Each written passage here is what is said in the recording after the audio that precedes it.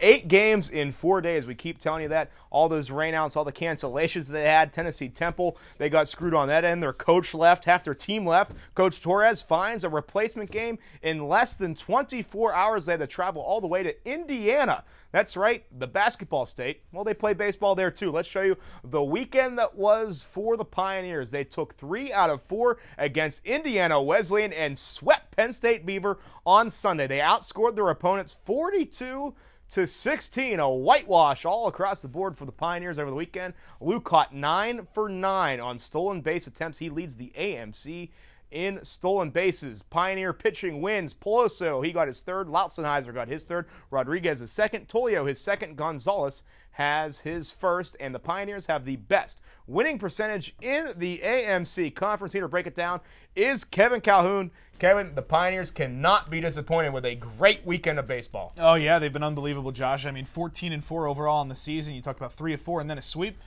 8 games in 4 days, and you take 7 out of 8. You can't be disappointed there at all. You're getting pitching all up and down that roster there with a team ERA right around 2.6. They're pitching well.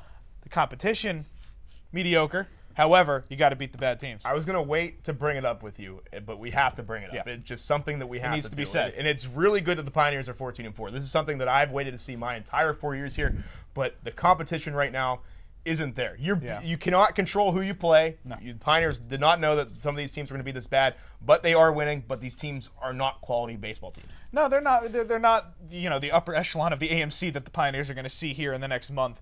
However, again, you said it. You can't control who you play, but you have to beat who you play, and they're doing that right now, and they're doing it consistently, and they're doing it with the right numbers. Like I said, the team ERA right around 2.6. You're hitting as a team in the 330s. They're hitting the ball really well. They're moving the ball, or they're moving base runners. They're doing all the little things they need to do. The pitching's there. And Lauren Torres, his philosophy for this year is really small ball. It's getting Luke Cott and Grice on base and having them run. And you see Luke Cott 9 for 9 with stolen bases, leading the AMC. Last week, I believe they were up to 24 steals or 23 steals in 12 games, almost 2 a game. I mean, that's a ridiculous number for any type of team. I don't care what level of baseball that you play. Also, something else that was really good for the Pioneers to see, even though they are playing these poor teams, is the depth of pitching that they have. We talked about the depth of pitching that the softball team has. The baseball team has it as well. They lost Martin and Cox. I know I've said that probably 100 times thus far early on this season, but those 2 pitchers are great assets that they had last year. But Peluso filling in great. Lautzenheiser's filling in good. Tolio's coming in here getting innings. Rodriguez, Clark, who got the lone loss over the weekend, so we didn't even mention his name. The transfer for Duquesne has pitched great thus far. This team is deep in that position where they have not been in the past. Yeah, I want to touch on 2 things you talked about there. First with the pitching and then the hitting. First, the pitching. You said they're deep at pitching, and, they really are. 10 complete games here.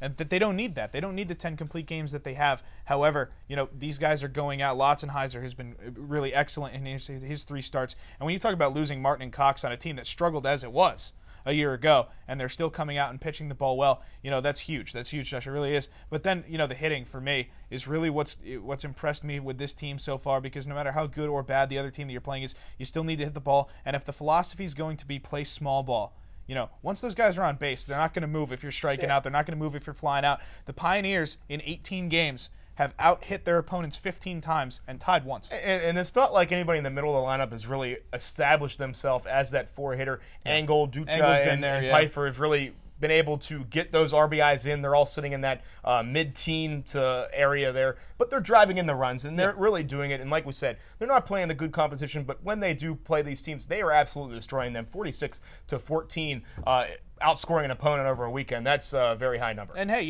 if you're going to try to have a rebuilding year, which you did last year, and then maybe try to move into the playoff picture this year, which is something we talk about a lot, you need to play bad teams. Get this going and see if you can roll it into good teams. Let's get you to the road ahead really quick before we end this segment. The Pioneers do have some games here this week. They got canceled today against Penn State Beaver, who they were supposed to play once more this afternoon. That one is postponed for a little bit later on in April. They have 3 doubleheaders this week. One that's not listed on there is Penn State Greater Allegheny. That's on Wednesday. That can be heard live on 670 AM WPPJ. And then over the weekend, SUNY Canton comes to town on Friday and Saturday. Friday. We talked about poor teams. This is a winless ball club coming in to Green Tree Field there. Do the Kangaroos. Peluso, Louts, and Heiser scheduled to go on Friday. Clark and Rodriguez scheduled to go on Saturday. That might change, Kevin. I assume that will change. I don't think they're going to throw Peluso and Louts and Heiser with a team that is winless there. So, again, I see 6 more wins coming this week for the Pioneers. Yeah, I agree. I think we're going to be sitting here next week, and